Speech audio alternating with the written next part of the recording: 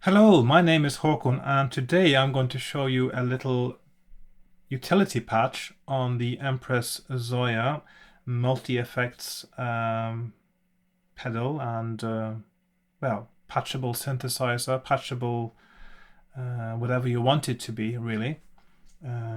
All depending on how much CPU you've got available and what your imagination tells you you can do with it. It is a really flexible little thing. You can program it to do so many different things. Today's patch has to do with switches. As you probably know, there are two kinds of switches on the Zoya.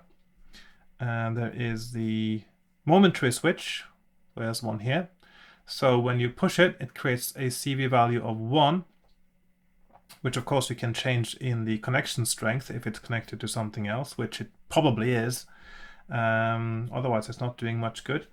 And there's a latching switch, which when you push it down once, you create a value of 1. It stays 1 and it lights up. And you push it again and it goes off and it has a value of 0. But there's another kind of switch, of course, that isn't catered for directly in the Zoya, and that is the radio button. So these two buttons are all well and good, but sometimes you want a radio button. What is a radio button? Well, some of you might not know, but if you have a set of switches where only one of them is supposed to be active at a time, that is called a radio button. And I've made a little row here of 5 buttons. And as you can see, as I push each one, above it, it lights up, which indicates that that is the only one that is active. Every time I press a new one, the others will be disconnected. So that means you can select between 5, in this case, different things, but it could be more than 5. It could be fewer than 5 as well. But the usefulness of it is that you have a selection of more than 2 things, as you would with a latching switch, for instance. So there are many occasions you might use this. For instance, one use case scenario that I had in mind when I thought about this, I was walking on my way home and I was thinking how to do this, is if you want to transpose a sequence, for instance. So you might want one button to be could be a third, maybe a fourth, fifth, seventh octave, whatever you want it to be. And this is one way you can do that, where you wouldn't have to, for instance, switch them on and off before selecting something else. And also, if you use latching buttons, your effect would stack as well, which might be a good thing, but it might not be what you want. So that's one thing you might want to use it for. It could be to choose between different effects, for instance, where you only want one of them to be active at any time. So there are many different things you might be using these for. It just depends exactly what you're planning to do with your patches. So how do you make this? I'll just show you actually from scratch how to make this, because it's quite easy, and by showing you it might be easier for you to learn properly as well. So we start by creating our push buttons. So those are in control modules, and we go down to, or up to in this case. Of course they're not in control modules, they're in interface modules. What am I saying? Okay, so push button, and we want a momentary push button. So that's the default. So I'm just going to create 5 of those. 1, 2, 3, 4, 5, like so. And to light up, we need pixels. So I'm going to create some pixels here. Just do those. 1, 2, 3, 4, and 5. So now we've got 5 pixels here that we intend to light up as these buttons are pressed and the connection is active. Okay, so far so good. Now, in order to do this, you probably have a good idea already how to do this if you've watched my previous videos, because what we need is an out switch. So I'm going to go to control modules. Now I am going to go to control modules, And I'm going to find an out switch, and we are going to give it 5 outputs. 1, 2, 3, 4, 5. Okay. Now, an out switch works in a very simple way. It has an input, which could be from somewhere else, but in this case, we're going to set it to 1, like so. And this input is then sent to one of the outputs only. So only one output can be active at a time. So one of 5 outputs will get a value of 1 in this case. And these 5 channels are selected by the channel select input here, or value, CV value, which you can select directly from the module itself, like so. You can see the out channel is moving there. Or you can use a CV input to select the channel automatically. And what we want to do is to make each of these buttons select a different channel. And the way that the switch chooses which value corresponds to each channel is it takes the value range from 0 to 1 and it splits it evenly between the number of channels. So in this case we have 5 channels, which means the first channel would be a CV value of, on the channel selector, from 0 to 0.2, the second one from 0.2 to 0.4, 0.4 to 0.6, 0.6 to 0.8, and finally 0.8 to 1 is the last channel, which is quite easy to calculate in your head if you want to do the values. But how do we get these ones to create those values on the input? These are momentary switches. So if I sent these directly here, they would give that value only for a moment, and when I release it, they would jump back to 0 and the first channel would be selected. So we need one more module, and that is the very useful sample and hold. What a sample and hold does is it takes an input value, which very often is a variable value, like from an LFO, for instance, or a noise source or something else. And that value is then copied to the output of the sample and hold module every time it gets a trigger input.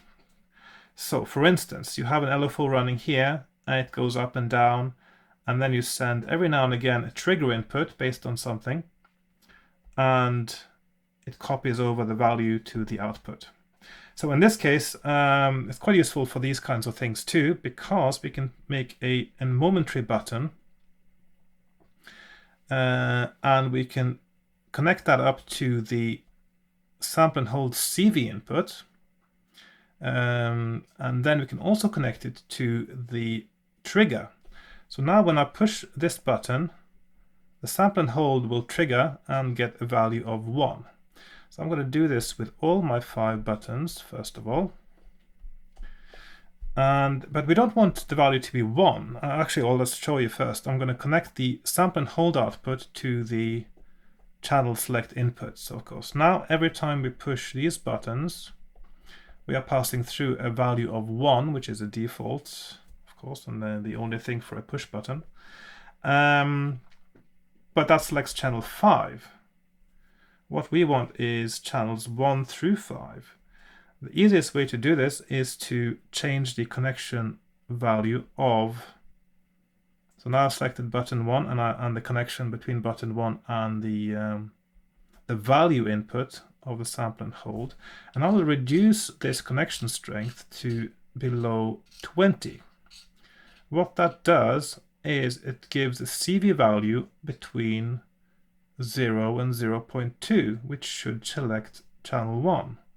So let's see what happens now. We push this and channel 1 is selected. And then I do the same for the next one, which needs to be below 40. So that goes to, I'm going to make it 39 just to make it a little bit brighter than any lower values would be.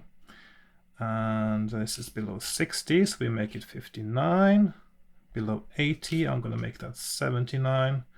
And the last one can be 100. So we have 1, 2, 3, 4, 5 channels that are selected by these buttons.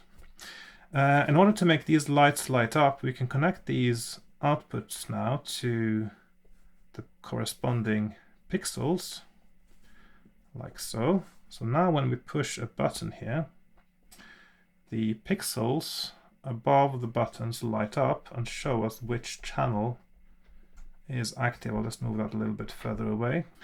So yes, so these buttons here. So if you want to, for instance, have each of these then connect to something else, what you do is you can take these channel outputs here and use these as your connection to something else. If you want, for instance, your 5 buttons to do something that only affects one value, you could use an in switch that takes its channel select from the same sample and hold module. And an in switch, of course, is the opposite of an out switch. So instead of having one value in and selecting which channel goes out, it has 5 values. Well, if you have a 5-channel input in switch, it has 5 values in that only goes to one output. So you could, for instance, in my use case scenario where I would transpose a sequencer, I would make the first button have, on the in switch, the first one would have a value of, for instance, a major second, and then the second one would have a fourth or a third. The next one would have a fifth, a seventh, an octave, and I would give those values to the in switch, and then the output of the in switch would then be sent to the oscillator frequency. And it would transpose everything that was sent to the oscillator. So that's just one way to do it. So yes, very useful little thing, and it looks nice too, I think, radio buttons. So yeah, that's it really. Did you find this useful? Is this something you might use in your own patches? In that case, please let me know. Leave a comment below if you found that useful, and if you enjoyed this video, please like, share, subscribe, all those usual things, and leave a comment if you liked it too, because I like getting the feedback if somebody enjoys my videos, and it does encourage me to make more. Of course, what I'm doing with the Zoya now, which you may have noticed, is every time I think of something that I want to do myself on the Zoya and I figure out how to do it, I make a video about it, because I think that's quite useful for me as a learning tool, and also it may be of use to others. And the Zoya community seems quite nice, and of course people like sharing their ideas and patches, so I'm going to be part of that, and I think that's it's a very nice thing. I think the Zoya does actually inspire you to be quite generous with your ideas, and I really like that about it.